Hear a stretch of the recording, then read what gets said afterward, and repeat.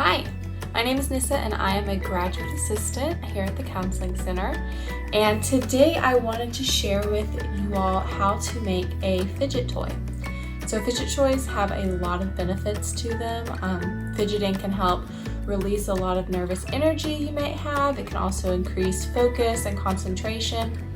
And you can use a fidget toy almost anywhere. So if you have a small fidget toy, you can use it while you're in a virtual class. You can have it while you're having conversations with other people in person, while you're at the store. So there are a lot of reasons to having a fidget toy, especially now that there's a little bit more stress and anxiety in our day-to-day lives.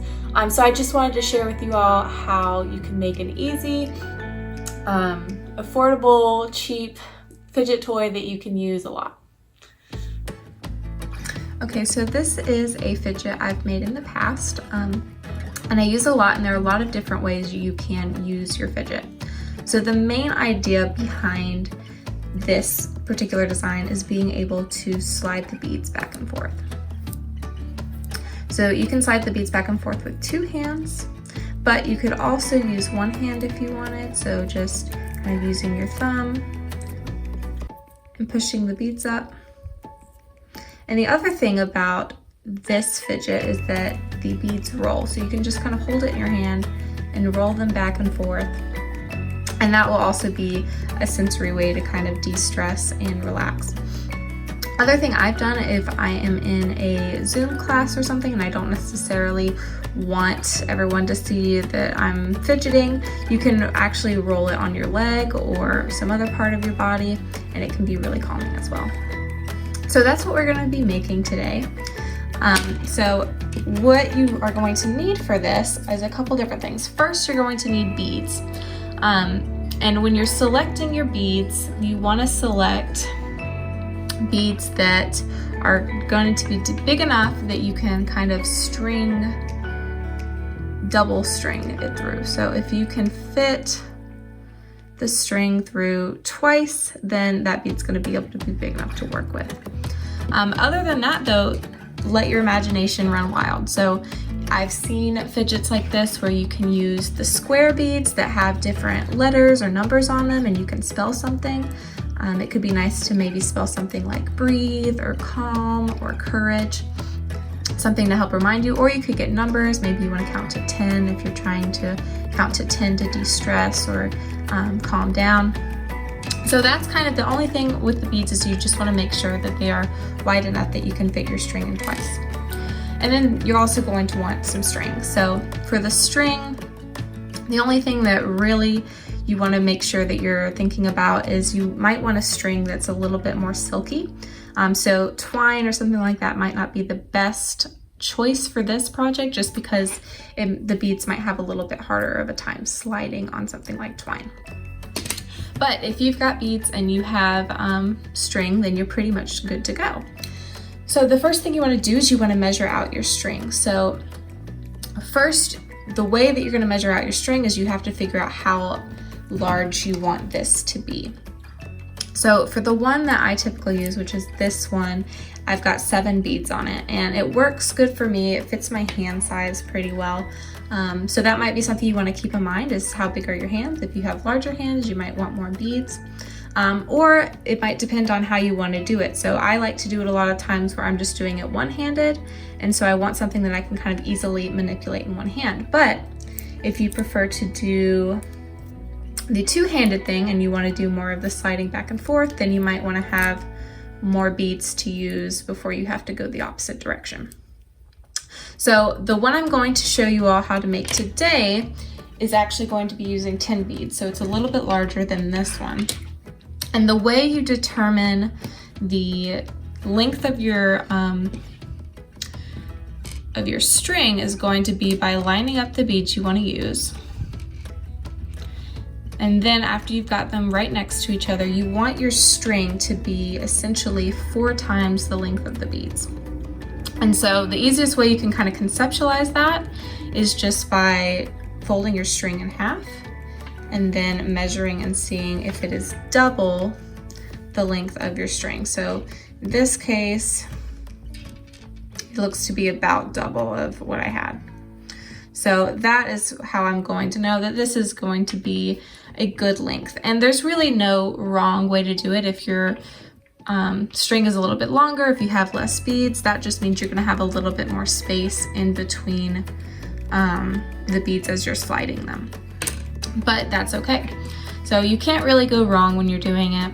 So what you're gonna wanna do, the way that you start creating this, is you take your bead and you wanna put it sideways like this. And then after you have your bead sideways, you're going to string your string through both opposite ends. So I strung one end from the right and I strung one end from the left, and then you want to pull. And after you've done that, you have your first bead onto the fidget. And essentially you're just going to keep doing that same thing for all of the beads that you have. So I'm just going to go ahead and keep doing that.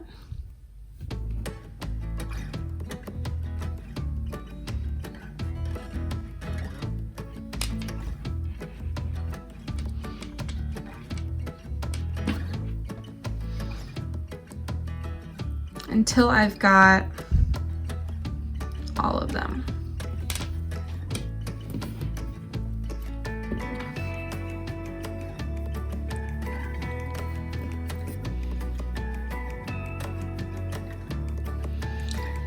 And so this is something you could make multiples of it. You could have ones that have different words on it or remind you of different things.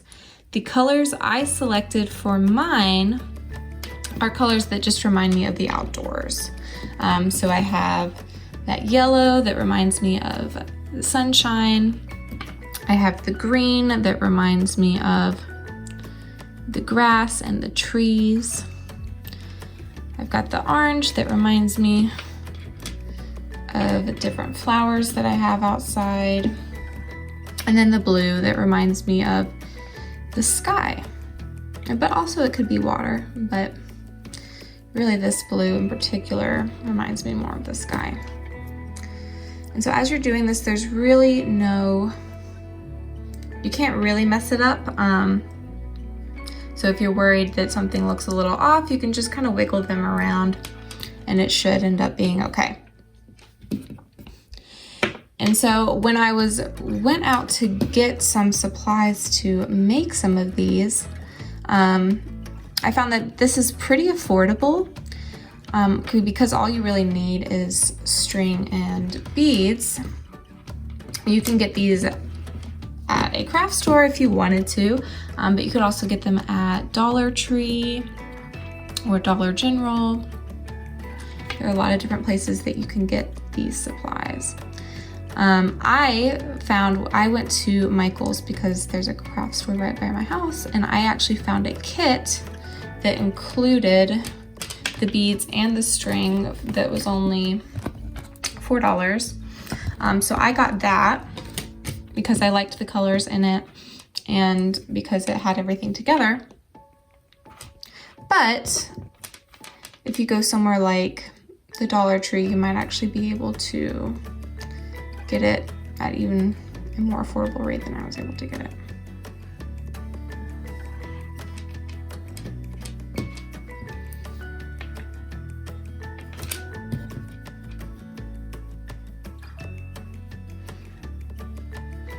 And so the one thing I didn't mention when I started is just that you might need scissors in order to do this. So to cut the string in the very beginning, I had already done it before we started.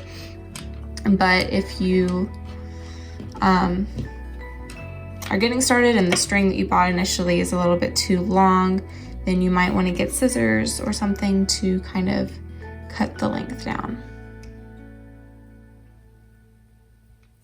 Okay, so that is my last bead for this one. And then what you're going to do is you're just going to tie a basic knot. And so you put your two strings together and you wrap it around your finger and then push it underneath, push both strings underneath your finger and pull through. I'm trying to make sure you guys can see it. push it underneath and I'm pulling through. And then just kind of wiggle your knot up to the top and pull. There you go. At that point, you essentially are done. So what you want to do is you want to slide all of these down. And then after you've slid them all down, you can attach it to a key ring, like this one that I did. You can leave it as is, or you can attach it to something else. So if you have something else in your house that you would like to attach it to, you can do that as well. So if you wanted to attach it to a key ring, all you have to do, and I'll do it to this key ring that I already have, is place the key ring on top of your string. And then you're going to bring the end of your fidget around and put it through both holes and then pull it tight.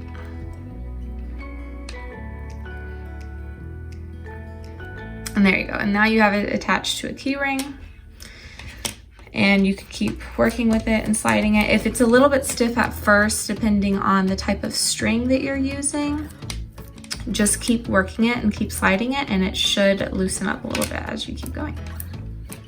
And so there you have it. Now you have your own fidget that you can use through classes or just to help alleviate any nervous energy you might have through all of this. So I hope that this was a craft that you enjoyed and you found it useful.